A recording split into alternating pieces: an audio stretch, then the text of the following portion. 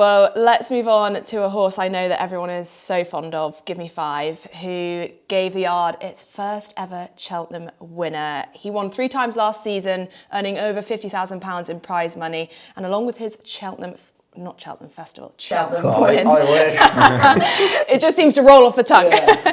Cheltenham win. He also won the series final up at Haydock in April. And Harry, you've obviously had Cheltenham winners as a jockey, but you've never had one as a trainer sit until Givemefive. I was thinking, oh, he's never had a Cheltenham winner, but he has had a Cheltenham winner, multiple Cheltenham winners as a jockey, Harry.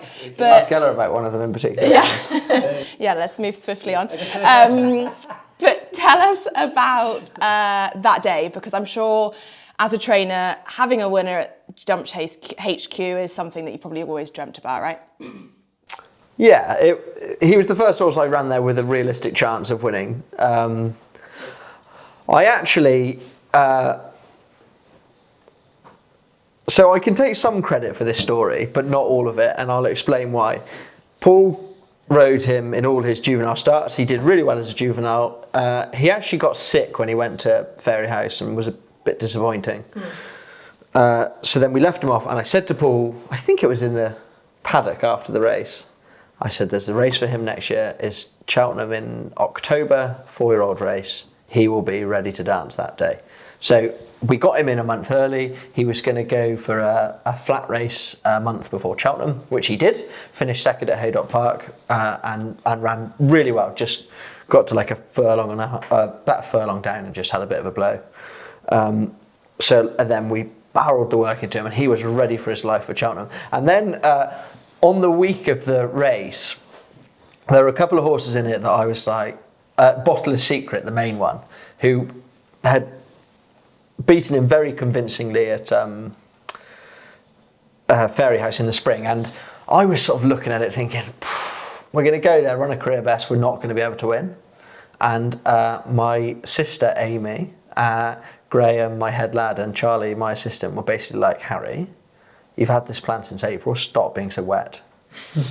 And literally were like, he is running, but this has been the plan. And I was like, oh yeah, I'm being a bit ridiculous. So yeah, it was a long-term plan, but it was thanks to them that it happened. And it was a magic day, like having a winner there. I watched it in the parade ring, and it was a really calm watch actually.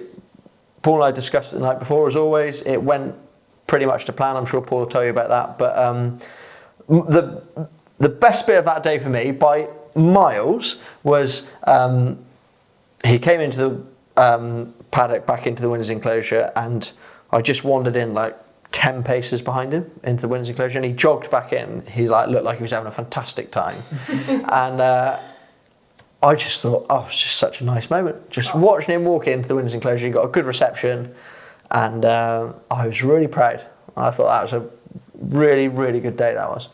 Paul, what was he like to ride? Because Harry says, pretty straightforward, but I just have a core memory in my brain. When the last hurdle was omitted, you were just weaving in and out with 5 up the Cheltenham Hill, and he just flew, didn't he? Yeah, he did. I think that's just, just encouraged him to, he saw the gap was a little bit tight to get in between. Yeah, it was quite tight.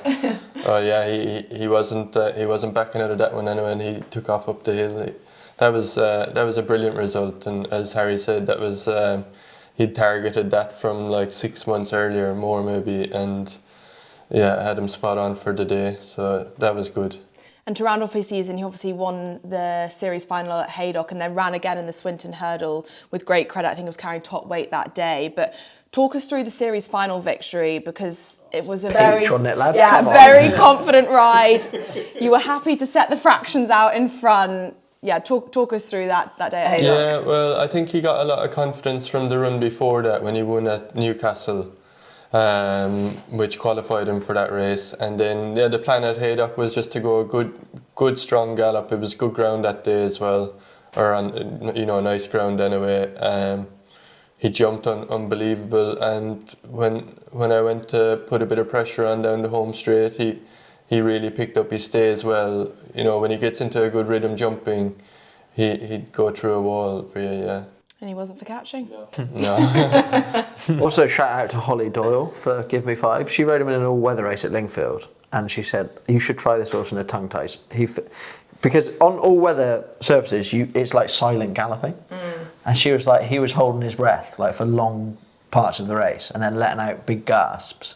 And so we tried him in a tongue tie, and he went to Newcastle and did great. And that series final win at Haydock was a really big day for Five. You know, we discussed after Cheltenham, like, life could just be hard for him now, trying to, you know, 4 or 5 year olds, it's tough for them. And you always said the season after the juvenile season so it's always tough. going to be tricky. And for him to win 3, he had a really good year, proper tough little horse, and he's got a Stetson now. He's off to the United States of America.